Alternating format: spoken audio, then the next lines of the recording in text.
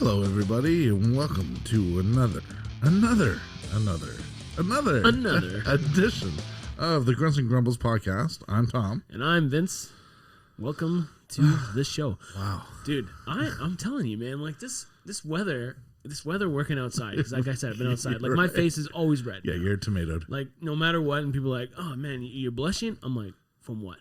Like, what did you possibly just say to me that's going to make me blush? What could embarrass you? What did you say? You said hello to me? I do blush. Like, don't get me wrong. Like, I've been known to blush. But right. I'm like, no, my face is fucking burning. It takes a little more than an ass tickle to make you blush, right? Oh. Depends on who the tickler is. But yeah. I don't know. It's been shitty. I've been outside working. Knocks you out. I'm tired. I'm always tired. Oh, yeah. I'm fucking exhausted right now. I should be asleep. How did it work, though? Like... The other day, it was raining pretty much all day. Then it turned to snow. Yeah. I know what that does to the body, no matter what, because you're out there. Even me in the truck, you can just see the dampness. You're like, okay, everything's soaked. You're out there. You can't really move. Oh, I don't move. No. Now the wind I wear in. the gear. Look at this. Look at my giant boots I brought in here today because I was so tired. I forgot to change into my leaving shoes, my work shoes and my leaving shoes. They're bigger than your car. I know. I don't know how they fit in there. They're fucking huge, man. But listen, you know what? My feet are fucking warm. Yeah. They're dry. Mm-hmm. And that's all I care about. Yeah. I feel like my feet, if they get cold, the rest of my body gets cold. Yeah.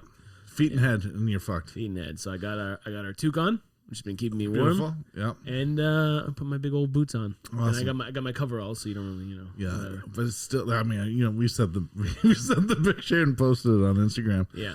And that is our day to day. I'm still kind of lighter on the footwear and stuff too because I'm in the truck, but you feel it. I I can see you. Someone told me tomorrow's gonna be like 7 degrees though, so I don't know. I saw 4, whatever. But hey, dude, anything above 0. Yeah, no snow though, man. right? But weird because I live right off the highway. Yep. Most nights, especially in the summer, you're hearing like motorcycles. Sure. That snowfall the other night, I heard nothing. What do you mean? Like not even cars? It was just so quiet. Like the snow just kind of dampens the sound. It's like everybody's just too afraid to. That may be that too, but it was just so serene. Just it's quiet. Yeah, it's probably. You were probably like blasting some death metal. You couldn't hear fucking a single thing coming outside. No, it was 2 a.m, so I was like resting. But yeah, no, it was nice. And I like that about the winters. Just the cold. Everything just. I love the crunch in the snow, man. That's it. Yeah, the 2 o'clock walk or the midnight walk. It's always 2 o'clock in the morning with you, man. I don't know. I like the dark in the winter. Sure, because the snow is light and it brightens up the yeah. Yeah, the moon, if there's a moon or if there's anything out, like it's beautiful. It's right? fantastic. And that's what I like about the winter. The cold, you can't fuck right up. Right? How do we get the snow and the awesome like atmosphere, but no fucking bone chilling? Call Bubba. Figure this out. Oh, speaking of which, Bubba was in Facebook jail the other day. Facebook jail? He made it to Facebook jail. They kicked him off for a bit. Yeah. How long? Well, we were still talking on it, apparently. But I think it was a 24-hour suspension. Oh, the like first one's 24 hours. Anything. Yeah. Okay. And I'm like, oh, you finally did it, huh? So then it was back up yesterday. I'm like, which one of you is the rat? Is that what he said? No, I said that. Right. Who fucking did it? And I asked him, I go, what was it? It is like something he posted like 6 weeks ago. Oh, wow. That's old news, man. Right? And I'm like, what's that thing? You post 20 things a day minimum. What's that thing? A statute of limitations, man. I think it should be the day of, or you can't get kicked off. Exactly. If you can't kick me off in the same day, you don't come with me 6 weeks later. Right. Yeah, right. Especially if I put your name into it. Especially if I call fucking somebody out. Especially. Oh my God. So I mean, he made it. He finally made it. The meme king. That's it. I made it. You did it. That's your street credit. Hopefully we don't get banned on any of our social. That's not our goals. But I don't know. If I got banned and I couldn't like look at, like, is it just banning from posting, or you can't even look? I don't even know. Because like, how do I fulfill my daily need quota of like Facebook, Instagram if I'm banned? Right. I know. Is that like, and who has the balls to go? I didn't appreciate what Vince posted 6 weeks ago. I don't care. Ban me, man. I'll find something to keep me busy. I don't know. It's a memory from your birthday, and I report it as being offensive. When I was like 16. It's like, I'm not going to date myself, but 20 years ago, almost. Oh, he's just, again, people are too sensitive. I like to think that you and I have a little bit of that. We can push the envelope a bit. Not necessarily for the show. We do sometimes. Well, I mean, I just feel like if you don't have a sense of humor... Fuck off. Fuck off. Like, honestly, like everything we say is in good fun. Yeah, if you hear me doing a whole, like, rant, then yes, by all means, call me out. Yeah. And if I ever said I could never work on this show because so-and-so and what they do and what they believe in, then yeah, call me out. But in all seriousness, to be lighthearted and have a good time and to laugh and to tell the stories. I mean, you see the guests that we have. Yeah. We're comfortable around everyone, and that's the goal, right? Yeah. Offend me. Make me laugh, right, mate? You know, throw me a hard one that I'm going to go man. I don't give a shit. Right? Yeah. I don't give no fucks. Yeah, no. And I don't know. Maybe it's because we grew up with some of the like shadier stand-up comedians. Yeah, but I feel like comedians now are just as bad. I mean, some of them are getting back in there, like Dave Chappelle. Did you see the new one? No, not yet. Oh, you sent me something that was like 17 minutes long. I'm like, yeah, it was the last one. What does Tom think I do all fucking day long that I can watch a 17 we fucking for an hour? Yeah, here, and you know what? It's taking. I have to make a little time more. Like I can come here and do it. I know. Otherwise, I'd be at home. I'm going to bed, man. Yeah. Eating Twizzlers and sleeping. I gave up my Twizzlers. Oh, did you? I brought them to the truck. There's still some on the truck. I should have. I'm surprised I haven't eaten them yet. Wow. Yeah. Again, let's keep this lighthearted. Let's have some fun. But at the same time, we are making differences. We are changing where we are headed, and I love it. The overwhelming response we've gotten from last episode. It's pretty great. We're getting a pretty good. We're doing the Blood Drive. It's for December 19th, 2020. And we are going to be in a state where we get to help save lives. Yeah. We're offering a raffle for people who can't be there to donate blood. But Scott has booked, with the Canadian Blood Services, 20 seats available between 12:05 p.m. and 1:05 p.m. On Saturday, December 19th, for people to go and donate blood. I'm going to be there. And yeah, I mean, anyone who can do it, we'll put the information out. We'll send it out. But I can't believe how fast between the merch, it's been nuts, man. Between the merch and this drive, it's pretty great. It's pretty great. We have a great support with our fans and our family, basically. Yeah, and thanks to everybody. Okay, have we decided if we're calling them the Grunters, the Grunters, or the Grumblers? The Grunts with the G. Yeah, maybe Grunters is bad. Maybe we just are Grumblers, like our Grumbler Army. I don't know, Grumbler Nation. Yeah, maybe let them decide. We'll do a poll. I don't know. I feel like we did the poll, but no one. How about the grapes? Grunts and grapes, grapes and grumbles. It was funny. That was so good. But yeah, unfortunately, I took obviously I was telling you I took a look at my second unit starting up on my show, which is it's huge and it's a huge fight scenes and continuity, and we're working every Saturday, and it's just unfortunate, but it's just that's just the way it is, like I have to. Right. But I'm gonna plan on going and donating blood, whether it be before our December 19th, right, or shortly after, right. Isn't that though just the thing? And we've talked about this in many episodes. Our life is always put on hold. Unfortunately, there's things that you can't do, but when it comes to work, we do sign those contracts, and we do have to be a part of. And if it wasn't such like a crazy the schedule, there's a reason they're doing 6 days. You're the boss. You're not. It's not like I'm just a guy. I can just take off for a day. It's not possible. Right. So, but I mean, like, if I find a second, I'll try to FaceTime you. We'll try to do it. We'll try to interact with you somehow. Yeah. I don't want to keep it like just because that hour spot we have for just the seats. I want to try to make it the whole day event because obviously we're going to be there early. Scott's bringing food. Yeah. That's being donated as well. Fantastic. Some of the raffle prizes we've already set up are California sandwiches from Woodbridge. They've donated gift certificates. Yeah, gift certificates. So did the Queensway California sandwiches. They've donated too. Love California sandwiches. I ordered it the other day, man. Yeah, nice. I was hungover. Ordered 2 giant sandwiches. Amazing. And I just ate it right today. Yeah.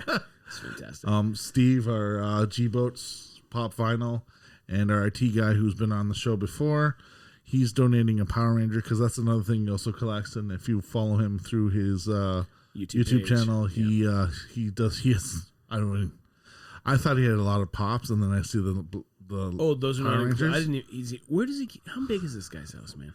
It's all right for him and where the hell boats. Where the hell are they putting it, man? Yeah, they do have room, but it's one room. It's one dedicated room. You're like, oh wow, all I think of is not to say this in a bad way. I don't mean it. It's like you ever watch Hoarders? Yeah, it's like just stepping over shit. It's not Hoarders because this is a collector. It's a different thing. But as you see, wall to wall is you don't even. He doesn't have to paint the walls because it's just covered in things. But I think it's amazing. The two of them couldn't live here. No, God, no. Right, that's what I mean. So they do have dedicated rooms, but I mean, just unbelievable how he presents the figures. That's pretty amazing. He has the 360 turntable to show all the detail, and he's donating one of the Lightning Collection Power Rangers, which thank you so much. And then don't ask me how I did it. I have attained the Batwing, the 1989 Lego edition. Michael Keaton. Batman's Batwing. It just came out in November. Nice. With the stores being closed and everything, it's very hard to find. The Lego website says can't find it. You can't even order online. I managed to grab my hands on one of them. Who'd you kill? what poor kid's gonna have a terrible Christmas because not only did he not get the Batwing, but now his father's dead. Let's just say no one was harmed. Maybe you just created a new Batman. I just made a couple deals. I told them what we were doing, and they actually said, "Okay, we can try to find one for you." And they called. Awesome. And so I have it, and that is going to be part of the raffle as well. This thing is fucking beautiful. Over 2,500 pieces. The thing can hang off the wall. What do you mean? Like it just sticks? It comes with a mount, so you can hang it off the wall. It has 3 limited characters that are only exclusive to that set. Nice. Great collector. I know Phil wanted it. Oh yeah. Phil's the one that showed me that in September that it was coming out. Sweet. So then I'm gonna try to do some LCBO cards. We're gonna we'll figure it out. Over the next couple days, we'll figure it all. We'll sort it out. 2 weeks. We got 2 weeks. Well, we know we don't want to wait till the last minute. Right, that's right. So, and anything else you guys want to help with donating or suggesting? We're gonna try to make this so if you can't give the blood, at least we can make it a good Christmas for someone. And all the proceeds is going to go to that foundation. 100% is going to the Lymphoma and Leukemia Society. A great cause. Scott, I mean, you saw how he poured his heart out into that Facebook post. 100%. And it's a big deal to him. And Isabel's going to be there too, his daughter. Fantastic. And those are the inspirations as to why we suggested to do it Absolutely. too. It was a bit of a tearjerker story last week. Yeah. Not the whole show, but there were some elements. The good news is those tears don't have to fall too far. The floor didn't warp in the condo. Yeah, that's true. It does change your life. And 100%. the fact that we're trying to do the other way, pay it forward, and change someone's life for the better. I mean, I couldn't ask for a better Christmas gift for anyone. 100%. Right? So, yeah. And of course, like you said, work.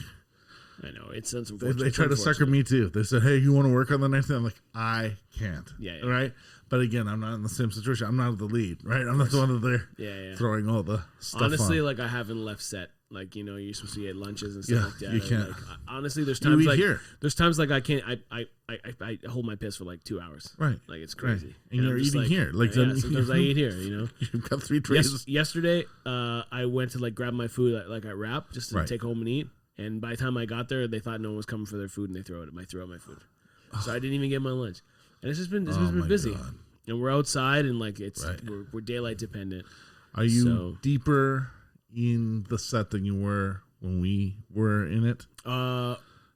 Like, you know, you got to walk like 2 to 5 Oh, well, kilometers. now we're filming somewhere else. Right. But it's not that bad. No, I can't say where we're filming. No, I know. But this is talk between us. Of course, and I'll talk about it after. Yeah. I'll talk amongst about yourself. it after. Yeah. Pay no attention. Mute these mics. No, it's fine. And I'll be at this place for a month. Awesome. So I don't even have to move because now there's 2 units going till Christmas. So today on my show, we dressed a bar. Nice. So we were in a bar and fuck, do I miss going Drinking? to bars? Yeah, I bet, man. It just the atmosphere of this specific place. Yeah. And I'm going, how come I've never been in here? Oh, it's a bar you've never been in. That's right. Nice. And the character of just what was inside it. Would you call it a dive bar or is it like a mid-range? No, this is like, you know, an English style pub, if it's done right, it looks like somewhere, if you walked into England, that's what you would see. I've never been to England. So but you understand what I do. mean. So like we're talking like wood paneling on the walls or no, like this wasn't an English pub, but it was a European style pub. Okay. So everything's wood, everything's got like you could tell stuff is being brought in from the home country. Sure. The bar stands where the old alcohol is placed is on barrels, half barrels. Oh, sweet. It just such character. Amazing. And, you know, animal Toronto? heads on the wall in Toronto. Well, Etobicoke. Yeah, same thing. And I was like, how come I've never been in here? There are so many bars that are unfucking known to so many people. Because it's a lot of bars are based on neighborhoods, man. It's true. So it's like I wouldn't go hang out in like, you know, North Etobicoke at this cool bar because I live in, you know, I live in like the central part of Toronto. Like for me, like I want to walk to my local bar. Yeah, it's true. You want to crawl. Like crawl home, right? But for me, it's like or like lean. For me too, I think I'm still kind of the new kid on the block when I come into this city. That you know, my friends, like you said, you live where you live. So I'm gonna go be more inclined to go see you to where your neighborhood is because I don't know my neighborhood. Oh, to come to this bar. And you know what? There's not great bars in this neighborhood. Well, I've been to not in this vicinity. Not in this circle. No. Further out. A little bit, right? Maybe. And for me, that seeing this opening the door, I'm just like, oh my god. Yeah. You know, it wasn't that big. It's awesome. And, I know I miss bars so much, man. And then I see all the taps. I'm like, yeah. And I just asked my lead. I go, can I just put my head under the tap and pull? Let me wet my lips real quick, man. One gulp. That's all I'm asking for. I want draft beer. Right. One gulp. Oh. No. Yeah. But you know what? So dressing bars is okay, but like propping bars is not the best thing sometimes. Like it becomes it's hard. Like, you know, like refills and resets is a terrible thing. Like it's not. You know, it's like it's hard because when an actor or like background you don't worry about too much, right? But like an actor, or supporting actor, whatever, drinking at a bar, and let's say they're eating pretzels, and then they're drinking 2 beers, and it's like, okay, what level? Okay, we reset, so you have to refill that bowl, refill their drinks, like you have to be at the exact same levels and all that kind of stuff. It becomes like a tedious thing, and if they like, oh, let's pick it up from this point, right? You're like, well, how many fucking zips did he take at that point? Yeah. How many pretzels did he eat? You know, you have to watch the level, and then you have to be friends. It's fine, like it's, you know, it's all good. It's always so funny. Is like, what's the one prop you would give to the bartender? Straight off the top of your head, what are you giving a bartender? A bar rag. Bar rag. Everybody fucking does a bar rag. So it's either it's like on the sleeve. It's the fucking shoulder bar rag. Sleeve shoulder. It's the Woody Harrelson from Cheers. Yeah. Woody Harrelson from Cheers, fucking dried so many goddamn glasses. I think every scene you saw him in, he was just like. Just drying a glass. And pouring one for Carl, drying a glass. Pouring one for Norm, drying a glass. And it's funny because he didn't come in. He was like midway through that series. He wasn't in the first season? No, Coach was the original bar back. Yeah. And then Woody comes in. Yeah. And you got to think just for the career of all those great actors that came out of that show. Yeah. Where Woody Harrelson ends up. Oh, he's the best one, right? He's crazy. Well, I mean, Ted Danson was pretty decent, but he was, you know, but again, like for Woody's career, from just being that guy, like just cleaning the one glass, and it's like Norm always sitting at the end of the bar. Yeah, but where did he go? Right? He was the voice of the. He was the director too. Norm? Yeah, and he was the voice, I think, of the pig or the potato. No, that's Cliff. Cliff was the pig. Oh, or no, sorry, Don Rickles was the pig. Oh right, Cliff was the potato. Or something like that. I don't know. Don't fact check us. We don't fucking know. We love shit. I love it. I love Toy Story. Yeah. But it's amazing that just, you know, how you think, oh yeah, I was just this little character. And then you realize natural born killers. Right? White man can't jump. Yeah. right? And then you're just like, I know there's more. You know, he was in more movies than those two we just mentioned. Zombieland. I'm just joking. I know. Yeah, we can just have a great career. Then oh shit. But he's filming in Toronto right now. Yeah, with Kevin Hart. Kevin Hart. Yeah, it's not a surprise. It's not a secret. It's not like we're giving things. It's all over the. Speaking of news. which, I heard on the news, and while I was in the truck, I want to say Monday. Yeah. Jason Momoa has been spotted all over the city. Have you it's all seen over him yet? Blog TO. It's all over the like, thing. Yeah. You can't hide that guy. No, I know you can't, and you know, God bless him for being here. He's such a good guy, but it kind of is almost a fuck you with what we're going through with the COVID. Oh, can you spot him here? Can you spot him here? Stay home. Do not go outside. But see if you can find Jason. Like, well, I mean, I think a lot of things were like videos of him on his motorcycle. I know. He's at the restaurants. He's still following protocol. He's following rules. But the way they made it sound in the news is like, have you spotted him yet? It's like, where? In the confinement of my house because I'm not allowed to be anywhere? I don't know. he stands out, that guy. I mean, people have been spotting Woody Harrelson around, like people have been spotting Kevin Hart, and people have been spotting all these guys, and I just don't like. I don't know. I don't care. Did you see that there was a guy because they were shooting in Brampton for this one show with Kevin Hart? He did the billboard. The billboard. Yeah. Hey Kevin, you want to hang out? Here's my number. And then he called him, right? Or something, I know. Him? But is it? How fucking how dumb is that though? That's reaching. I would never, right? ever reach. Never. But there's so many people, especially like who we talk to, that are outside of this business, that would love to. Oh, I would if I would give like 5 minutes just to talk to the person that you work with. And I just say hi, like they're regular people to me. You know what I get a lot is like, oh man, can I meet him? Can I meet this guy or this actress, whoever you're working for? And I'm like, nah, dude, I can't do that. Oh, maybe you can get me an autograph. And I'm like, no. Oh, why not? You talk to them all the time. Yeah, that's my job. Right. I'm like, I'm not going to be like, hey, can you sign all these things for my friends? Yeah, no. No, it's not like and that. It doesn't even work that way. You have to like go through the AD system. You have to basically know people that are like closer to them than you just going, oh, here's your drink. Yeah. Right. And I mean, I develop a pretty good friendship with a lot of them, but right. I would still never use my friendship for like helping other friends be getting it. Depends. Listen, there's some people. Hey, can you sign that Batwing? Yeah, do you mind signing that? It means really nothing, but because you weren't Batman. Can you sign my samurai sword? Wait, is that my dick? Is that am I trying to get a signature? No. No, I don't know. Some people just think like, I can't. I got some text recently and I'm like, no. I'm like, it's not happening. It's crazy. And you almost have to like ghost them. I'm not even responding to that text. That's what I mean. Like you kind of like, no, they can't. And it's not like you're trying to be a dick, but like this is our job. Like that's my livelihood. I'm not gonna risk it. The way I've always said is that we could be working at like the best hospital in the country, working with the best surgeons in the country. We can't knock down the door during an operation going, oh my God, you saved so many lives. You are a hero in my mind while they're working. It's kind of the same thing. I don't think that's the same thing at all, actually, if you ask me. But it's like in the professional light. I think in that professional light, you can't knock down the door while they're performing and someone else be like, oh, I got a fucking cut. Can you sew me up? You know what I mean? In the level of where we are to what they do. I know what you're saying. Right. But I just don't. I don't think that. You don't see it. I don't see that references in the same. Okay, how would you put it? Well, I would put it in the way as like, I mean, this is just signatures. You know what I mean? Right. Like you know, I'm not bartending into him on set while he's acting or anybody or actress who's acting, and be like, hey, can you sign this? You know, maybe on their way out, be like, you got to do it like in a different manner. Like on their way out, you'd be like, hey, so and so, my friend's a really big fan. You know? Yeah. Like for example, I mean, there's so much shit I can't talk about. I know. I know. Goddamn deal memos. Anyway, whatever. We don't run a secret society. We don't do it for like. We don't even do it for payola. You know what I mean? Like there's some guys like the sports guys. Well, I'll do it for $500. We can't even do that. I can't even.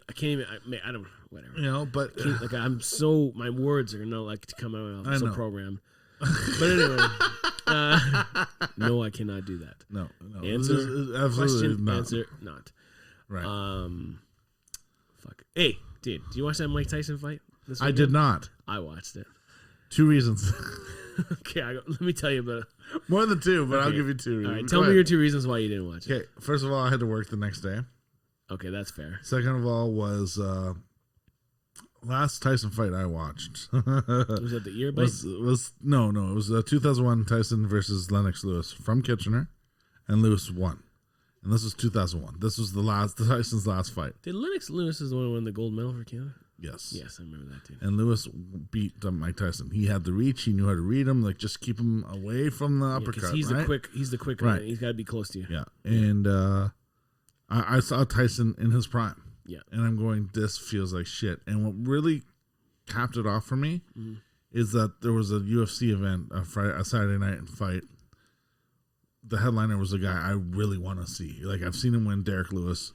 Amazing fighter. He's actually a funny fighter. Even following him on Instagram. Yep. Hilarious, some of the stuff he posts. And I wanted to watch that fight because I figured there's more to it. He's building up a card as a heavyweight to go to the next level for the next pay-per-view. Where this was the contract. Well, it's an exhibition. Where the contract signed was that the ref could call it at any minute, that there were no knockouts allowed, and if the ref saw blood, he could call it. And it was an exhibition again. The crowd, had the crowd been in it, I think I would have wanted to be part of the spectacle. But it's just 2 guys in a room. It's 2 old guys in a room that I would have rather listened to their story from the time they were in their prime fighting each other. Wait, you want to watch a fucking documentary style fucking interview on them? Yeah, like the Michael Jordan thing. Here's what it was. I watched it. Okay. And so there was a bunch of undercards too. Right, of course. And so one of them was, you know who Jake Paul is? Have you heard of him? He's like this fucking YouTube douche. Okay. He's the guy who went into the Japanese suicide forest and was screaming. You ever hear that? No. Anyway. So he went there, and then he was people just fuck this guy. It's like a black. I don't know if it's like an actual suicide forest where people commit suicides in, or there's legends of Okay, yeah, there's samurais that go to die or whatever. Yeah. I don't know if it was samurais. I mean, that's typecasting, but that's just. Pardon me if I was right. Anyway.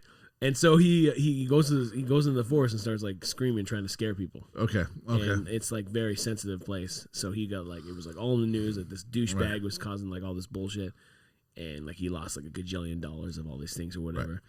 Right. And he's now boxing all these weird boxing matches. So he boxed Nate Robinson, who's a basketball player, a retired basketball player. So okay. And he knocked him out. So Jake Paul knocked out this basketball player. Right. But that basketball player didn't even know how to fight. He was just running. Not fighters. No, they're not fighters. Right. But then after Jake Paul won, you know who he called out? Conor McGregor. It's dude, you're fighting nobodies. Right. And you think that you're going to turn around and fight Conor McGregor? In a boxing match? In a boxing match. Yeah. See, and again, I remember when Conor did it. Yeah. And I said to a person who was actually more of a boxing fan and actually boxed, then UFC fighter. There's no way he's going to last 6 rounds. No, because just the weight of keeping your arms up with 8-ounce gloves, or even if they're 12-ounce gloves, that's 12 ounces. Yeah, that you're balancing and plus, moving. He's fighting a professional boxer, right? Not a fucking MMA fighter who can sometimes punch, sometimes grapple you. And if you notice some moves when McGregor was coming in, you could see he was trying to shift his hips to kick, and you can't. Yeah, you're not allowed to kick, right? Yeah, the rule is if he threw one kick, it was right. But you can see he was because it's just the instinct. It's a different fighting style. You're both respected in my mind. Yeah.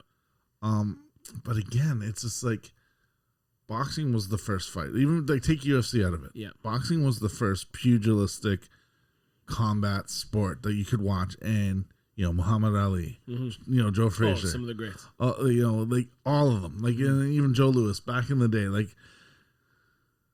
they were knocking themselves. A knockout means that you're blacking out. I hit you so many times. You're pretty much the next hit. You're gonna be dead. Brain dead, man. Right? Yeah.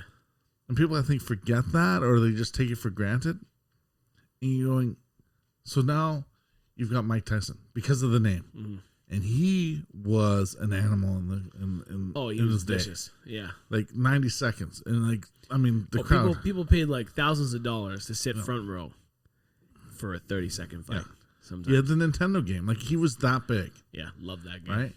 You ever beat Mike Tyson in that game? I did. I don't think I ever made it. There's a pattern. You have to, left, right, left, right, left, right. And then you just switch it up as he's doing the stupid thing. I don't know.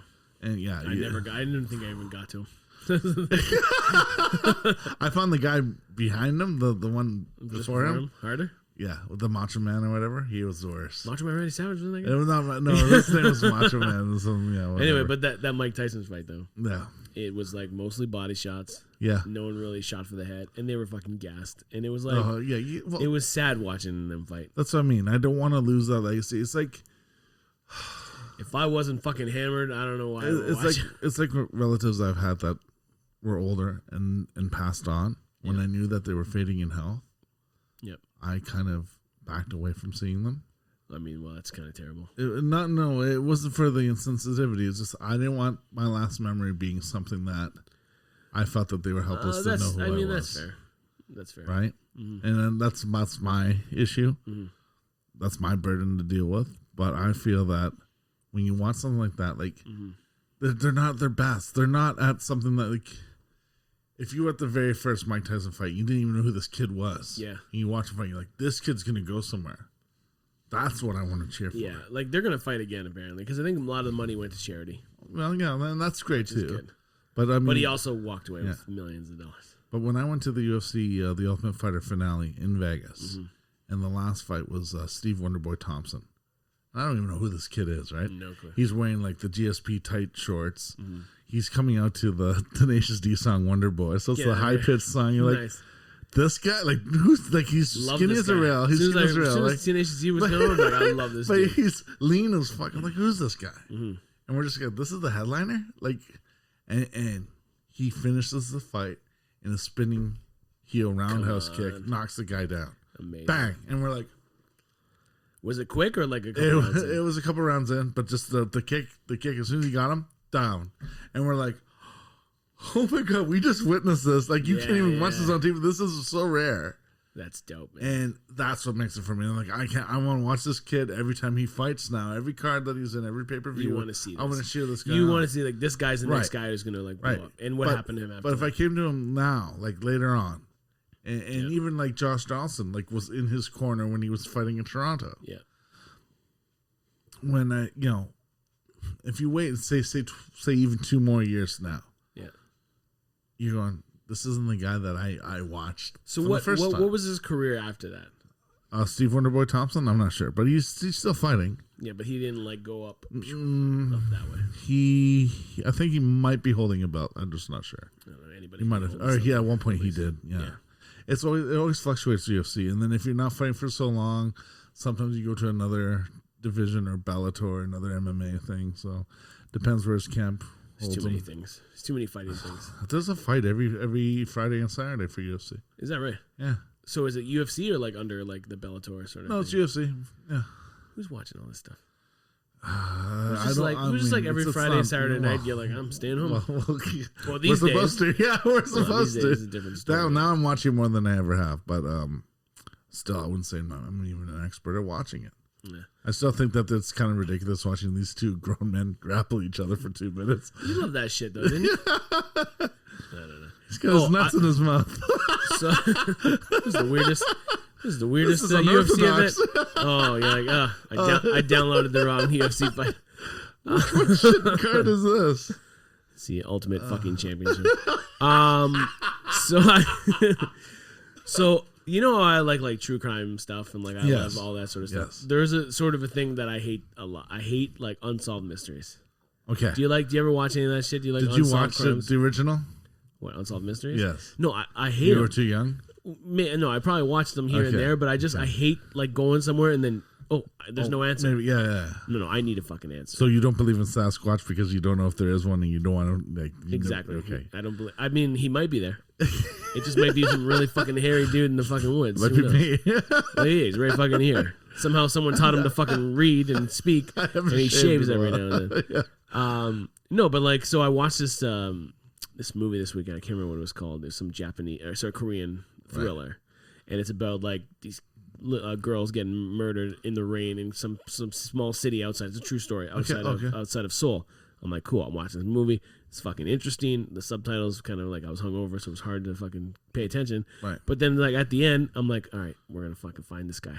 I'm like so curious who it is, and it was like the end, and the credits were going, and I'm like, what the fuck just happened here? And I told Carolyn, I'm like, what the fuck is this? She's like, what? She's like, I'm like, you know I hate fucking unsolved mysteries. She's like, I didn't know it was unsolved. So did you Google it afterwards? And so that movie was made in 2003. Right. I can't remember the name of it. But anyways, made in 2003. They just found out who the killer was like 2 years ago or something like that. Wow. I'm like, and she was telling me, I'm like, it's not even a character in the fucking movie. Oh, I'm like, this means nothing to me.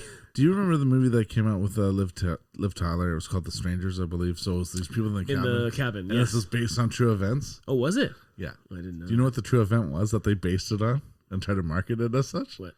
Someone knocking on someone's door. And what?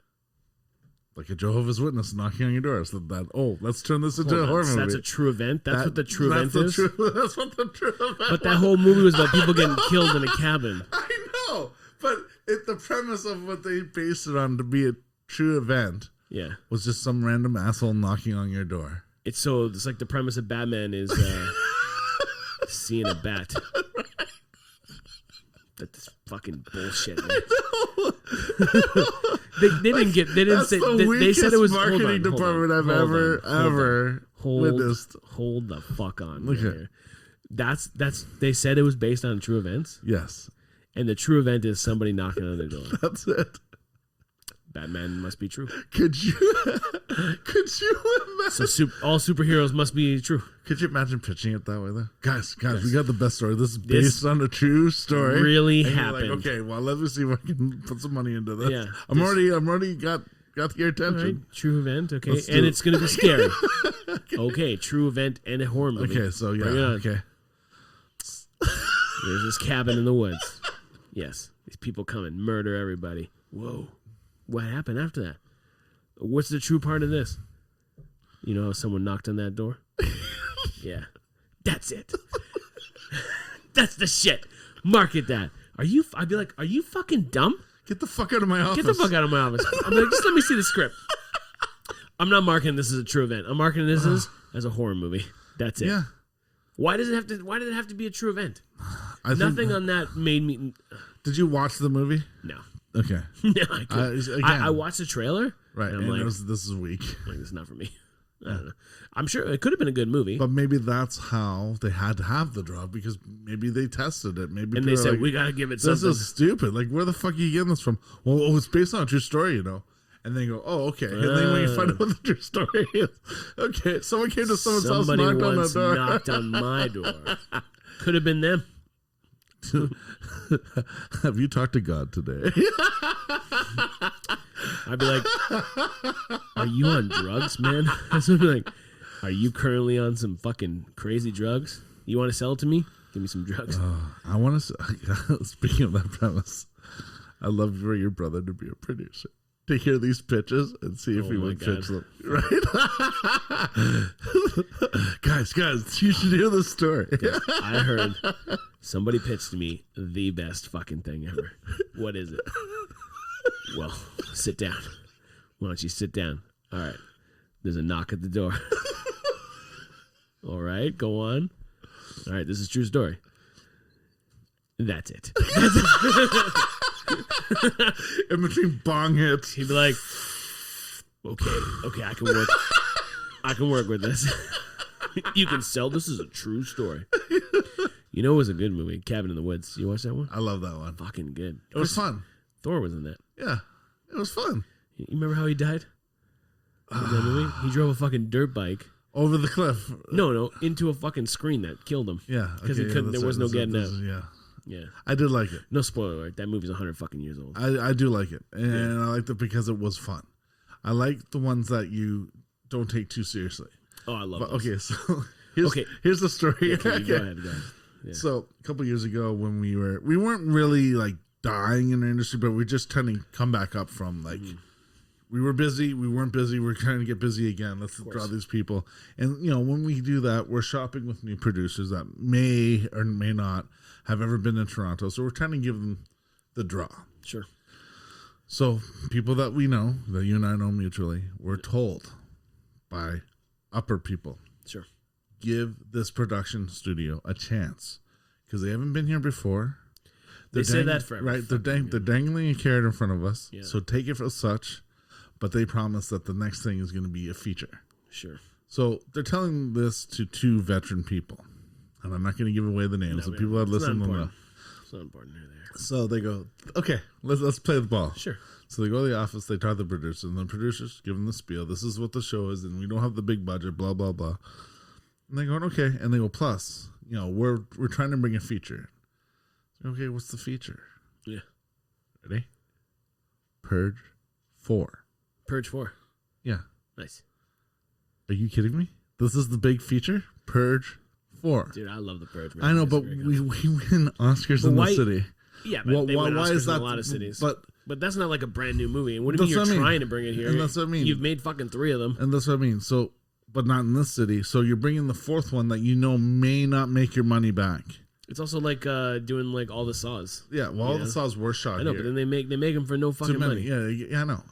And then it gets too much. But like, this was the big trump card they had in their hand was, we've got the feature in our hand, and it's the Purge 4. So you greenlit something off someone else that just was like a dead dog anyway. So you're not coming here with like a Superman or exactly. giant fucking Marvel movie or something like that. Yeah, you're coming here with a rehash, remake, 6 maybe. people, 6 people running around in the street trying to save themselves, and like, what are you making here? You're making a movie for like under, maybe like under 10 million. The set dressing, the props would all just be garbage. Everything's like just undershot, undercolored, just blown out, just dark, and you'd be working at night all night. Like this is what they're bringing, and I don't even know if they ended up bringing it. I don't think they did. Think so. Right? I didn't see it. But that's what I mean. Like,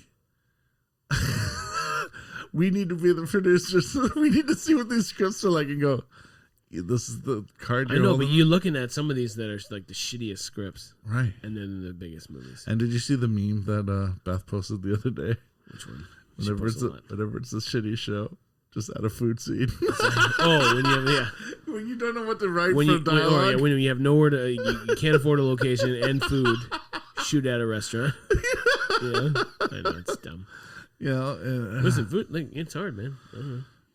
I don't know. I don't know. I want to be a producer for the money, not for because like it's a crazy. Like those guys are constantly, men and women rather, they're constantly on their phones. Yeah, and they're constantly emails and all these things. Like I watch the producers walk around on set, and they're just like they're talking about people about what this is going to cost and budgets. Yeah, and then you see them like, oh, okay, cool, and then they send a text or an email off their phones. Like they're constantly busy. Yeah, but again, if you were the producer, and you see some of the shit that comes out, I mean, you're excited if it's the first one. I don't give a shit who you are. Yeah, right? Of course you are. Yeah, but when do you know that this is not going to be like? I mean, I know some of the scripts I read. I know some of the scripts I read. I go, this isn't going anywhere. I'm taking the check. I'm grateful for the check. I'm still going to work my ass off. Sure. I'm never going to let anyone know that I think it's a piece of shit. But there's no. I tell people all the time. But there's no way I can ever see it. Like when you read For the Boys, you knew it was a background on the comic book. Season 1, you talking about? Yeah. At what point did you go, I can't wait to see what this looks like? Or were you like, and then say a shitty show that you were running halfway through the first fucking episode, I knew it was going to be fucking good. Yeah. I knew. Yeah. I knew it. Yeah. I was reading it, and then as I kept reading it, the script's getting better and better and crazier and crazier. I'm like, this is fucking gold, man. Yeah. It's a shame I had to turn down season 3. And then a dead show. Like, when do you know it's a dead show when you're reading going, fuck, I can't say right now. I don't want to say it. No. But it's bad, right? I've worked on some shows, so I was looking at the scripts, I'm like, this is fucking terrible. Yeah. Yeah. Yeah. I worked on a show once. I worked on a show once back in the day in the other union. And I wrote a script for it. And and our camera died again. Yeah, fuck. Hold on. Go ahead. Talk. So I was working on the show, and I'm not going to name his name. And the scripts were decent, whatever. And I wrote a script, and I showed it to like the writers and all that kind of stuff. And I'm like, yeah, you know what? I showed it to a bunch of people who were working on the crew too. I'm like, hey guys, I wrote a script for fun. I wrote it in like, I don't know, 3 days. And then everybody was laughing. They're like, oh, this is a great episode. Everything's amazing. It's going to be great. Then one of like the head writer person or supervising writer person, she read it, and then she's like, fucking critiqued the fuck out of it like it was the worst piece of shit she ever read. And I was like, yo, this is like better than some of the fucking scripts you guys fucking come up with. Just like it's like you don't even know the characters. She said, and I was like, I know these characters better than fucking half of you in this room. I don't know. I'm just sort of like, you know, as you read a script, you know it's going to be good or you know it's going to be bad, and I don't know. You never know. Or some that you think are going to be so bad, like, for example, the movie Room. I fucking hated that movie when I watched it, but a lot of people probably read those scripts and was like, it's going to be good. This is going to be. Room was weird. Room was very weird. I hated it. I didn't read the book, but then halfway through, like I figured out what it was. You know what the problem is? It's Brie Larson. I don't like it. Yeah, that too. Okay, we just ran into some huge technical difficulties. You won't see it. You won't hear it. We'll do our best. Maybe we'll just end it early. But yeah, the reader's full. So the battery. It can't record in HD, so we're gonna be cutting short on the Just video, cut it or we'll just play the video. Well, you'll hear the audio. I'll do the editing magic like I always do. That it's user error. Not this user this time. I can't put that shit on me again. I don't know. I'm happy to work in film. Like I love my job and I love everything. Yeah, listen, I'm not shitting on it because there's some scripts that are really good that end up being they don't cut well. Right. You know, and the editing just doesn't look good. And there's some scripts that you're like, there's no way, but then it cuts really well. Right. I don't know. But like, say we did get a chance to work on Game of Thrones. Yeah. Would you be happy with it at the end of the day? I'd be happy everything but the last season. That's what I mean, though. Yeah. Hey, listen, you know what? What are you gonna do? You still got paid? Yeah, I know, right? I know. Like you can still say you did it. And do you think? I think the coffee cup was deliberate. There's no way. I had a conversation with so many people about it. Okay. So there's on the fence. Listen, here's what I'm gonna say. There's set dressers. Okay. On-set dressers. Yes. Who constantly are looking for things that don't belong on right, sets. Of course. So when they're going to do a take, they would move it. Right. There is a script supervisor and continuity. You know, they're looking constant things and they're doing all sorts of things so that if there's something that doesn't belong, they'd be like, hey, don't use this take. Right. And they mark it for the notes for the editor. There was a coffee cup in there. Yep. The director sees so many things all the time too. The editor, when he's editing or he or she is editing, you see that cup and you're like, oh no, wait, we can't use this. It's in the okay. You know. So say it's the crew. Say it's Denzel. But then look at recently The Mandalorian. Right. They had that guy half a body of like a crew person in that scene. I thought the boom guy or whatever. Yeah. Was it a boom guy? I thought it was just like it was probably could have been like an AD guy. An AD. Who is like yelling cuts and action that happened to step out a little too far. Although I don't think you were here yet on Handmaid's Tale season 2 or 3. Yeah. It was a season we worked together, but it was before you jumped in. So we're season 3. We're at Loaves and Fishes. Oh man, I love that place. Okay. Yeah. So the scene was a long shot scene from like one corner. They do the track up the middle, and the girls are like walking through the aisles, a little sneaky bullshit, right? And they're talking through the cans and everything. And they're talking through the cans. So the camera does this huge crane. Yep. Pan around. And where does it stop? Me standing in the corner behind the deli counter, the only guy in the room wearing black. Oh my god! And Jordan Roy, AD, great guy, just turns and's like, locks right at me. I'm like, are you kidding me? Like I couldn't be anywhere else where I needed to be. Yeah, because I'm behind the monitors. But the camera had to catch it. Unreal. And it catches it on me, and he goes, "It happens." He catches me all the time too. I'm like, I'm the biggest guy in every fucking room. I know. I've never been caught on camera. Right, but so let's do the dream team. So we worked with the crew. So let's say it was the crew that we left in March. I will not do this game. No. Let's do it. I'll not play this game. No. This is based on the Game of Thrones can. Okay, so it's all of us. So Denzel's the AD, Bubba's the special effects, Carolyn's the script assistant. Okay, script supervisor. Okay, we're running the unit. We're all perceptive to what we know. Yeah. You know our capabilities. Yes. This, you're telling me, is never caught by all of us. I would have seen it. Right? Fucking on-set dresser would have seen it. Carolyn would have seen it. We would have Denzel would have seen it. Right? Fucking even Danny would have seen it. You know what I mean? Like, everybody would have seen it. And you'd be like, guys, there's a cup. Like, hold on. There's a cup there. That's what I'm saying. It had to be deliberate. 100% it was. I don't believe for a fact it wasn't there. Right? 100%. And they can also erase it. That's another thing too. Because not only when you're making dragons for how many millions, you can't spend $100 to erase a fucking Starbucks cup, right? Because they've erased it since then. Yeah. So the guy who gets paid, hundreds of thousands of dollars to edit the fucking Game of Thrones, you're right. That guy can be like, hey, we need to erase that cup. When the E.T. remake takes the guns out of the police officers' hands and exchanges them for walkie-talkies. Yeah. Right? And you can't do the Starbucks cup. But again, I'm going to tell you another story. I don't want to bring it to here because I don't want to turn it. It's a political thing.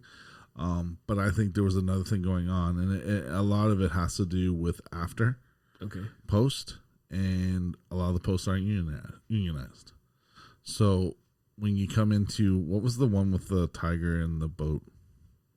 A Life of Pi? Yeah. That whole post team went bankrupt. And there were 90,000 people in the post team. But it was a fucking guy in a boat and a tiger. That tiger was all CG. Of course it was. The boat was CG.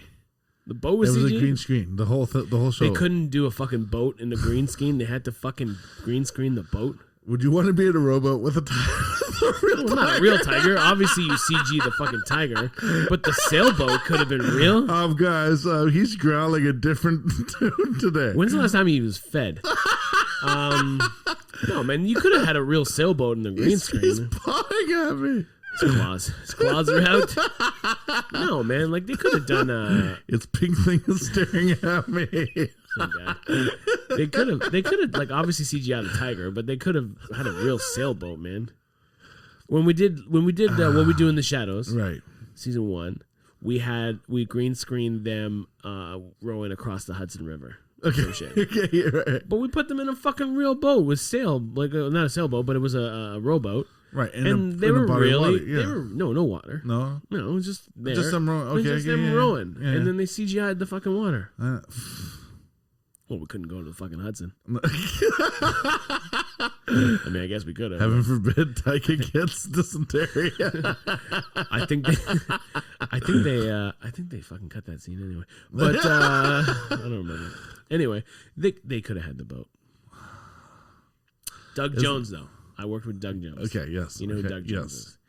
Doug Jones was the fish in Shape of Water. Right. Doug Jones has been many characters behind the scenes of like Hellboy. He was the guy with the Mysterio. No. Or the fish? Who was he? Was he a fish too? He's not Hellboy. He's the guy, the assistant, the professor what is he? guy. Is he a right? fish? I don't know. What is he? I don't know. Yeah, but I don't know. A weird lizard.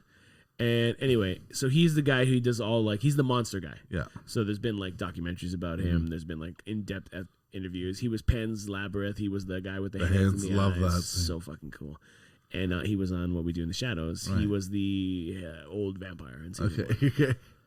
That dude is the nicest fucking guy. Right. He was the most nicest guy to work with. He was like, "Good morning, everybody. Shake hands, take pictures." Yeah. He works in front of green screens all the time, and like they CGI stuff around him. I feel like there's ways around things for it to not look bad. Now it has for sure. But I feel like again, if it tells the story where it takes away from the art, to me, I can't watch it. That's fair. I'll still say to this day, Forrest Gump is my favorite CGI movie because you don't even know when it is. It was CGI? A lot of it. Well, you think that guy lost his legs in the movie? What? Right? The ping pong game was all CGI. Meeting John F. Kennedy, right? Like all that stuff. No, man, he was real. They used his brother. No, man. But they used Bobby, didn't they? Bobby dead too. Bobby's dead too. But yeah, it just to me, I love those subtleties. Mm-hmm. Avatar, I can't watch. I just don't. I don't want to watch it enough to spend 3 hours. But even the new Star Wars, I find like it's too cartoony. You're too distracted to watch everything. I love those. But the feel of A New Hope, the beginning of New Hope, where you see Star Wars and the thing scrolls up and you're reading everything, and all of a sudden stops, and you just see the planet, Tatooine, and the music, and also you just see this little spaceship that's huge on a string over your head, going. Right? and all of a sudden you just see this being shot at. Yeah. By the Star Destroyer that's like 10 times bigger, and you're like, what the fuck? The first time you see that blows your mind. Yeah. And I feel like when it was Phantom Menace, when it was Clone Wars or Attack of the Clones, and then Revenge of the Sith, that opening title thing was so vast. Yep.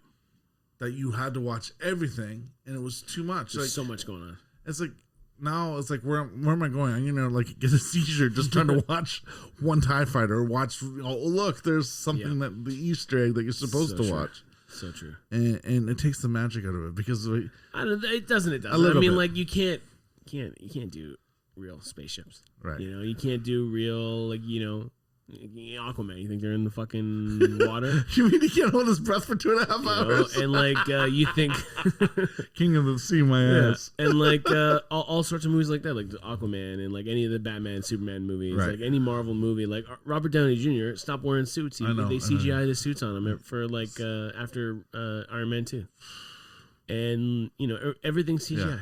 I remember RoboCop. Peter Weller, and I don't know if you've ever worked with Peter Weller, but Peter Weller is a character outside of that costume. But RoboCop was the first R-rated movie I was allowed to rent at 12 years old. Nice. And it blew my fucking mind because it's so visceral, it's so violent.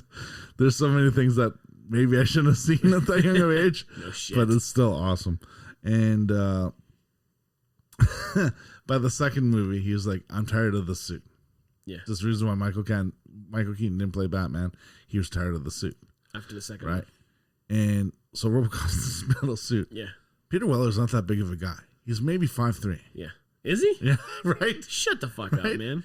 He's 5'3"? No way. He's louder in character than he is like in person. I'm like, okay, oh my God. But you see the size of him. He can't be fucking 5'3", dude. Again, you don't know. You don't see, everybody right? to you is fucking 5. I'm 5'3" to you, man. He's probably fucking average height. Okay, 5'6", 5'3". But he wasn't like when you see RoboCop in the movie. He looks like he stands 7 feet tall. Sure, he's like coming through the door, right? Yeah. And I mean, that's what the character's supposed to be. Mm-hmm. And he's going, I can't wear the suit. I can't move. And you got to think, as the actor, you're not playing as a character. You're playing as a robot in a suit. Yeah. Being a robot. So he shouldn't move that great. It's robotic. And he does deadpan. Same with Schwarzenegger. Like, it's very underrated for the deadpan in the Terminator. Like, it's hard to do when you can't talk. Like, I'm giving you expressions now when I'm talking. Yeah, you are? Yeah, I think. Might be a stroke. I don't know. To do that with a character, and you're going, how are you supposed to move in a move like that? And we've seen it. We've worked on shows like that. When it's cumbersome, and you're still trying to do stuff that's action. Yeah. It's exhausting. So is that why... Like they just didn't do it anymore, RoboCop? Yeah, I think so. He's like, I'm not. Well, then they revamped it again, and it wasn't the same. Like, the new one was okay. Did you like it? Yeah, it was okay. PG. I like that dude. Who's the actor? Yeah. Whatever his name is. I never watched it, but yeah, I liked how they changed the costume to like be black and stuff. That was cool. Yeah, sleek. Right, but real sexy RoboCop. But there was a TV series way back in the 90s too, right after that, right? And that was shot here. Yep. So, nobody watched that one. There's even a comic book. There is? Before or after? And a video game. I love the video game. I have it. Do you? Yeah. All right, no. We're playing it right now. No. Very good. What's the one movie that changed your life? Not your life, but changed your perspective on movies. Like that you're like... Goodfellas. That was the one? Yeah. That was your favorite mobster movie, or that movie? It's my all-time favorite, and I'll tell you why. And did that want to make you work in film? Yes. Goodfellas. Yeah, because I watched it. I didn't watch it right when it came out. My friend Sean brought it over, VHS, and he said, "You gotta watch this movie." And it was the first time I even really knew that it was the Scorsese movie. So I had no reference to Scorsese, of course. Mob, anything. Like I was still kind of in that realm because my brother was younger.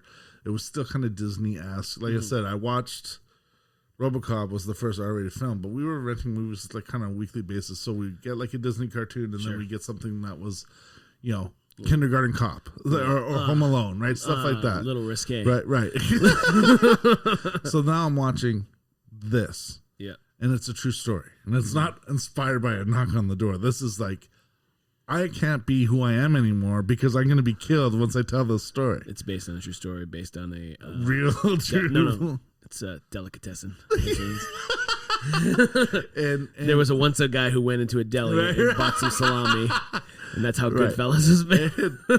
Just the process of that movie, I didn't see anything like that before, and even watching it now, and it still pulls me in. Casino, man, I fucking love that one. Casino was too. Is that Scorsese? Yes. Yeah, Casino's one of my favorite movies. Goodfellas, the way it pulls you in the wedding scene, it feels like you're sitting in the chair in the wedding. And I know a lot of people were saying that you felt that in the Godfather series as well. Yeah. That you felt like you were part of the family. When Sonny was getting shot in the booth, that was your brother that was dying too. Yeah.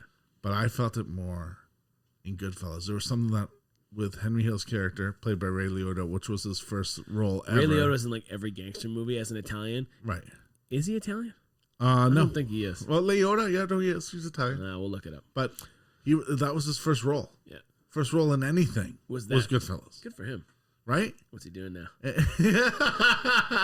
works in voiceover stuff. He works in that deli. Right? But and that's what pulled me. Yeah. Yours? What's yours? All right. So we'll end this on this too because I'm exhausted. It's time to go.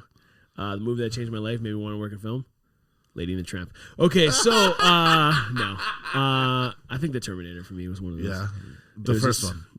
Second one. Terminator 2? I watched the second one before I watched the first one. I would understand that. Yeah. Where I watched the first one. They're two different movies, if you think about it. Completely different. They have nothing to do with each other. Completely different. Completely different. All right, let's get out of here. I'm fucking exhausted. Okay. Recap. Winter movies, blah, blah, blah. Blood Drive. Blood Drive. Yeah, Blood Drive. People. Blood Drive. We're going to do some videos. We'll talk about it. We're doing the Blood Drive. We're taking care. We're trying to do some nice things around Christmas. We talked about film stuff. I'm tired. Yeah. Camera died. Camera died. User error. Tom's user error. You can catch us on our social media pages at Grunts and Grumbles Official is our Facebook. It's our Instagram. Grunts and Grumbles Podcast is on our YouTube channel. I pointed at that camera even though it's not on. You can, our website is gruntsandgrumbles.com. You can find me at Zomvinny. And I'm at TG Wheelman. Thanks so much for tuning in. Bye.